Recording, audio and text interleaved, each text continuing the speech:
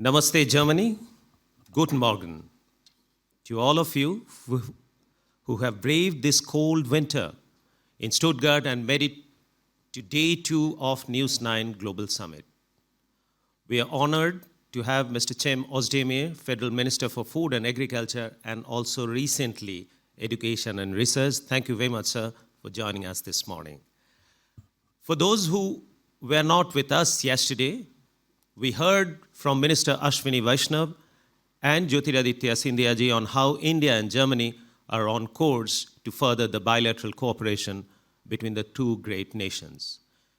Let me quote Minister Jyotiraditya Scindia when he spoke from this very dais. He said, Indo-German partnership is a living bridge that unites the world's two most dynamic countries, a bridge that is not built on steel or stone, but beliefs, ideas, and values.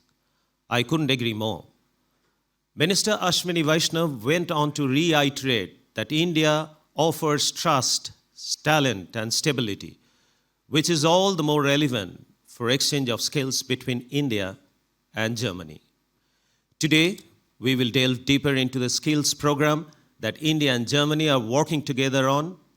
Today's sessions also offer a glimpse on how India is reinventing itself across all themes and how Germany is an obvious partner in this journey towards sustainable growth.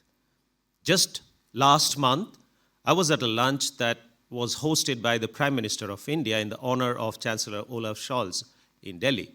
The Hyderabad House in New Delhi was abuzz with camaraderie, optimism, and ambition. I'm quite certain that the ongoing deliberations at News9 Global Summit will further the cause of India and Germany walking together on the road where the winner would only be the planet. Talking about the planet, well, that is where we kick off today's proceedings. Climate change is a reality that has hit all of us, from floods in India's Chennai to Spain's Valencia.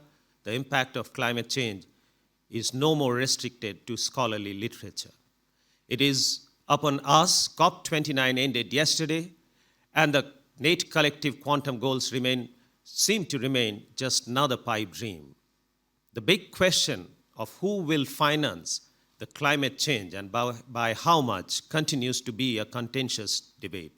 In fact, some of our speakers at the conference today are arriving from Baku after attending the COP29. We'll hear from them firsthand later today.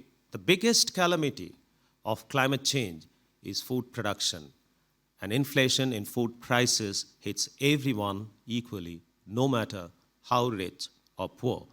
So starting the proceedings today would be none other than Cem Özdemir, Federal Minister of Food and Agriculture, Germany, who's recently been added, having given an added responsibility of education and research.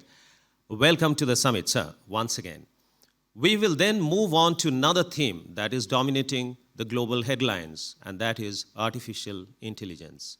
During Chancellor Olaf Scholz's India visit, Prime Minister Modi said that AI has two definitions, artificial intelligence and aspiring India.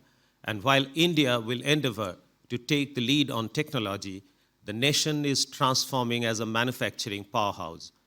As global companies began diversifying their supply chains in adopting the China Plus One strategy, India becomes an obvious choice. So on the News9 Global Summit, we'll talk about an India that is poised to be the next factory of the world. And then, of course, we will hear from our keynote speaker at this News9 Global Summit, the Honorable Prime Minister of India, Sri Narendra Modi himself. He will take us right inside the global bright spot called India. But just when you think it is over, we will dazzle you with a memorable evening that felicitates global icons as well as auto leaders. And finally, we will leave you with a solo concert like what you have never seen before. On behalf of News9 and esteemed partners, I thank you for joining this summit today. May this summit ignite meaningful conversations, foster impactful partnerships, and pave the way for a brighter, greener, and more resilient future together. Welcome once again to the News9 Global Summit. Thank you.